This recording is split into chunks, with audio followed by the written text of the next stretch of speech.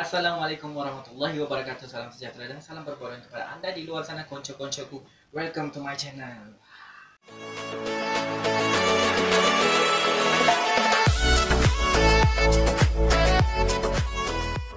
Riz Life Channel akan memberikan duit raya challenge kepada 3 orang yang bertuah, yaitu RM50 seorang. Syaratnya senang saja, tinggalkan komen sebanyak yang mungkin bermula daripada video yang disiarkan pada hari ini, yaitu 15 Ramadan hinggalah ke 1 Syawal. Tidak kira daripada sub-konten edisi seram, edisi khas jenayah konspirasi ataupun konten isu semasa. So tinggalkan komen yang banyak dan juga like. Pemenang yang akan diumumkan pada 1 Syawal kelak. So ya, back to the story. Bye. Baiklah, bertemu lagi kita pada hari ini. So, kamu ingat tak lagi isu artis dan bantuan khas yang saya pernah buat video sebelum-sebelum ni berkenaan seorang artis senior tu yang mengatakan netizen ni bagaikan lembu dicucuk hidung dan ditarik-tarik. Ya betul, iaitu Fauzia Ahmad Daud ataupun dikenali sebagai Kak Oji. Sekarang ni guys, dia terpalit dengan satu isu yang sangat besar dan tular di kalangan industri hiburan di Malaysia ni, iaitu berkenaan dengan tunggakan pembayaran kepada pelakon-pelakon dan juga kru di dalam produksi teater untuk korupsi Dewan Semandung. Arahan daripada Khair Rahman yang dipentaskan di Istana Budaya pada 25 Februari yang lepas sehingga 1 Mac. Dan juga pementasan ni bertemakan jenaka seram yang dibintangi oleh banyak pelakon-pelakon yang bergenre lawak dan beberapa juga kemunculan khas daripada penyanyi seperti Syura dan beberapa orang lagi. Isunya bermula bila pihak Kak Oji dan juga pelakon tidak mendapat kata sepakat ataupun Kak Oji sendiri melanggar perjanjian yang telah dibuatnya bersama pelakon dan juga kru di dalam korupsi Dewan Semandung. Di dalam perjanjian Kak Oji sendiri, dia menyatakan bahawa artis dan kru akan dibayar 30% sebagai permulaan dan juga 30% sebelum pementasan dan selebihnya pada 6 Mac, iaitu selepas daripada pementasan korupsi Dewan Semandung. Tetapi masa sebelum pementasan tersebut yang sepatutnya Kak Oji bayar 30%, malangnya dia tidak berjaya pada hari itu untuk membayar para pelakon dan juga kru dan berjanji akan melunaskan selebihnya pada 6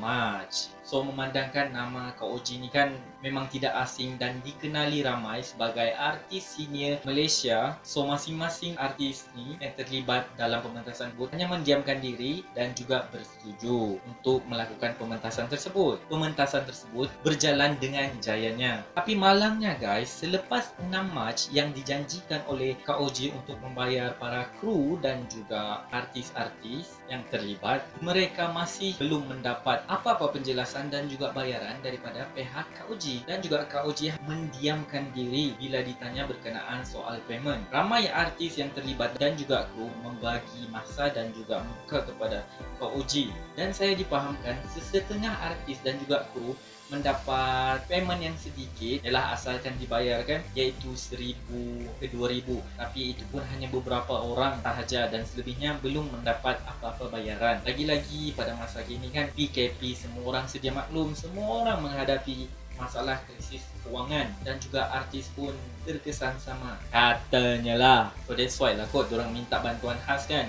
Logik juga. So sampai ke hari ini guys, diorang masih mendapat apa-apa maklumat dan juga bayaran daripada Kak Oji. So rata-rata artis yang terlibat telah membuat laporan polis mengenai Kak Oji yang gagal melunaskan bayaran. Yalah, bayangkan saja bila artis yang terlibat dorang kena fokus on that project, let's say 3 bulan. So 3 bulan dorang fokus on that project tanpa menerima apa-apa job luar. Dan tiba-tiba after 3 months you get nothing. So ya, kita faham. Lantas daripada pelbagai laporan dan juga spekulasi, pengarah daripada pementasan tersebut iaitu Khair Rahman pun menyuarakan pendapatnya dan dia pun menyarankan supaya Kak Oji melunaskan semua bayaran-bayaran yang tertunggak pada artis-artis berkenaan. Ini termasuklah kru juga yang masih belum mendapat payment. Tidak lama selepas itu Kak Oji pun memberi keterangan dan juga membuka suara mengenai isu ini. Dan Kak Oji sendiri mengakui dan tidak menidakkan bahawa kenyataan tersebut adalah benar. Jelas Kak Oji pada masa ini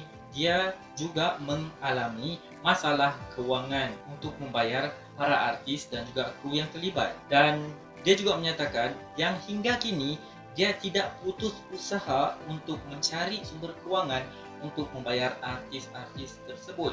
Dan juga Kak Oji menyatakan supaya artis-artis dan juga kru yang terlibat supaya tidak risau, dan beliau akan membayar payment tersebut. Kan sudah namanya hutang, so wajib dibayar, kata beliau lah. Juga Kak Oji menyatakan bahawa dia dilaporkan di balai polis atas kesalahan sibik dan bukan atas kesalahan jenayah. So ya, kes tersebut tidak perlu dibesar-besarkan.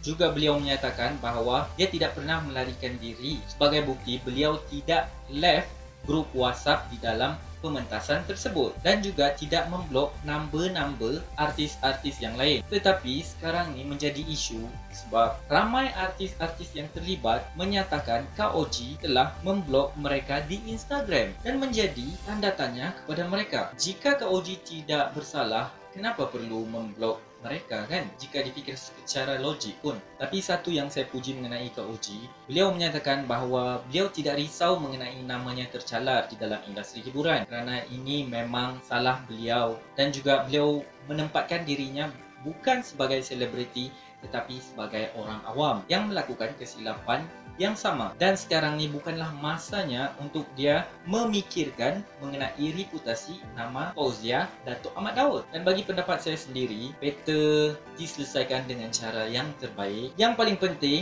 kelab seniman haruslah menjalankan tanggungjawab anda pada ketika ini. Inilah masanya anda menunjukkan tanggungjawab anda. Jangan hanya pandai muncul di kala majlis-majlis tertentu tanpa menyelesaikan masalah-masalah artis sebegini. So ya, ramai juga berpendapat netizen yang masih menyokong Kak Oji menyeru orang ramai untuk membeli perniagaan yang dibuat oleh Kak Oji, iaitu sambal-sambal beliau lah. Saya pun tak berapa tahu sangat. Mungkin lepas ni kita akan tengoklah kat Instagram Kak Oji untuk membantu artis tersebut untuk membayar payment pada artis yang terlibat. So ya, itu saja dari saya. Apa pula pendapat anda di luar sana? Yang paling penting, di bulan Ramadan banyakkan amalan. Sehingga berjumpa lagi next video. Bye. Hantam memang. Thank you for watching. Jangan lupa untuk subscribe dan juga turn on your notification di bawah untuk next video. Stay tuned. Bye.